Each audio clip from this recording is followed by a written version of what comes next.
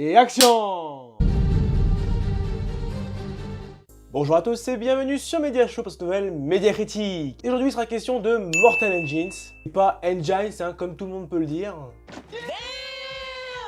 Le premier long métrage de Kristen Rivers, collaborateur de longue date de Peter Jackson. Le film est d'ailleurs produit et écrit par Peter Jackson et se présente comme l'adaptation du roman de Philip Reeve publié en 2001. Eh bien, qu'en est-il de ce nouveau film de science-fiction? Passons tout de suite à la critique.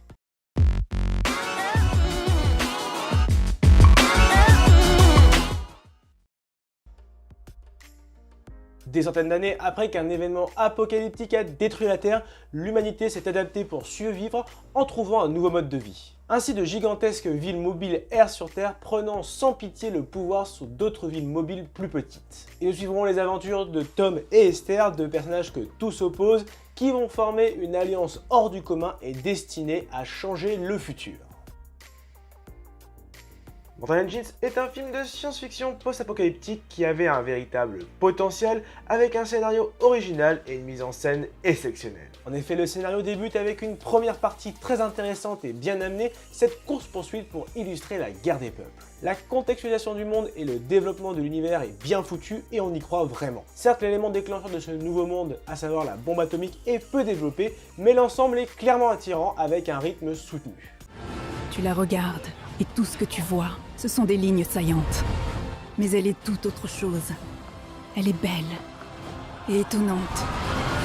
Mais malgré ce fort potentiel, on se demande réellement si Peter Jackson a relu son scénario après l'avoir écrit. Car sur le fond scénaristique, malgré cet univers riche, l'ensemble est un peu maigre et présente plusieurs défauts. De 1, l'écriture des dialogues est bâclée. De 2, il y a des personnages, hormis Esther, qui manquent clairement de développement et auxquels on a du mal à s'attacher, voire même certains qui sont vraiment inutiles comme la fille de Thaddeus ou encore Bevis Prod. De plus, la relation entre les deux protagonistes est à mon sens trop expédiée et on ressent ce côté teenager comme à la Divergente qui est un peu dérangeant pour l'univers qui est proposé. Et de 3, pour terminer, le film présente des thématiques très intéressantes et dans le contexte géopolitique actuel comme l'impérialisme, la lutte des classes, la révolution des peuples ou encore plus récemment l'écologie, mais à mon sens ces thématiques sont beaucoup trop nombreuses et peu développées.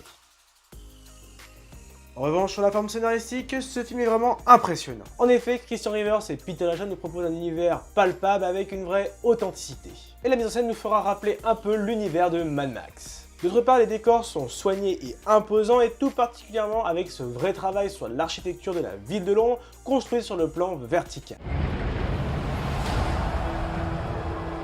En effet, cette ville mobile est juste incroyable avec un vrai sens du détail, comme par exemple sur les objets du passé, afin de faire un rapprochement avec notre monde actuel, et je pense tout particulièrement avec cette comparaison entre les deux cartes du monde, des objets, des outils, etc. Il y a également d'autres excellentes idées sur la mise en scène, notamment sur l'échelle entre les différentes villes et les personnages, et l'exemple qui m'a le plus marqué et que j'ai particulièrement apprécié, c'est lorsque Esther et Tom marchent dans les trous des rails de Londres. Enfin, n'oublions pas la bande originale qui est épique et vraiment entraînante.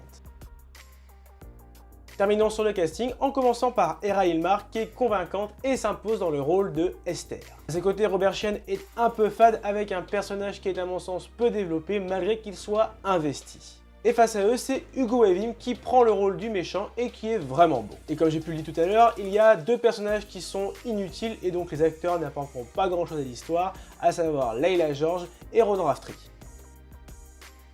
Pour résumer, malgré son fort potentiel avec une mise en scène exceptionnelle et un univers riche, Mortal Engines souffrira sur son fond scénaristique avec une écriture des dialogues trop bâclée, des personnages peu développés et des thématiques à mon sens trop nombreuses. Il en reste néanmoins un film de science-fiction attirant et honorable, c'est pour cela que je attribue la note de 14 sur 20. Et voilà, cette vidéo est à présent terminée et j'espère qu'elle t'a plu. Si c'est le cas, lâche le pouce bleu, partage ton avis sur le film dans les commentaires et n'oublie pas de t'abonner à la page Facebook mais également à la chaîne YouTube pour retrouver toute l'actualité de Media Show. Allez, à très vite!